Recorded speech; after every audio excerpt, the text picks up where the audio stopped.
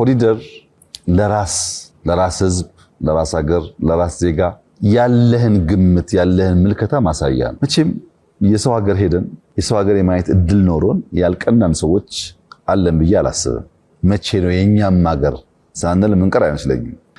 ለንደንን ብትወስድ ሰዎች በሺህ ይላሉ፣ ግን በመቶ የሚቆጠር ፓርኮች ለሰው መዝናኛ ቦታዎች አላት ይባላል። ይሄ ለኢትዮጵያ እንዴት አይገባም? እንዴት ለኢትዮጵያ አያስፈልግም? ሰፊ ሀገር ነው ያለው።